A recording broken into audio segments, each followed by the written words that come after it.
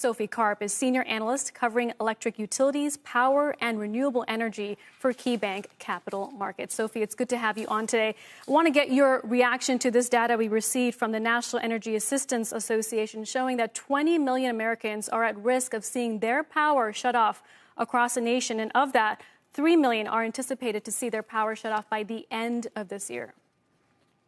Thank you for having me. Yeah, I mean, it is definitely a concern, right? And this is particularly a concern for utilities who just emerged from the moratorium on disconnects due to COVID and are already sitting on a large number of deferrals.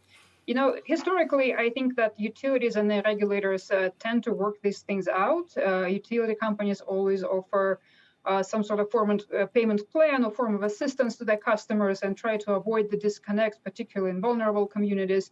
And we expect that this will be the case this time around as well, right? And with respect to the utility bills, you're correct that we see these headlines about super high utility bills in particular regions, but really in a lot of regions, these increases are a lot more moderate, and we've even seen some regions of the country where utility rates are slightly down year over year per DOE data. So I think that those impacts would be largely concentrated in the lower affordability states. So how would that?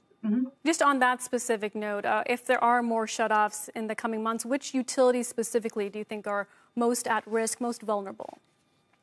So I think to your point, right, this is a lower affordability states, right? So you would be looking at places like California, for example, or New York State, or the Northeast, Massachusetts. So the utilities that operate in those states, that would be EIX, Sempra, as they exposed to Southern California, could be one of them. Eversource, Conedison in New York, Avangrid also in New York. So those would be the utilities exposed to those lower affordability regions, right? That could potentially see some impact from that.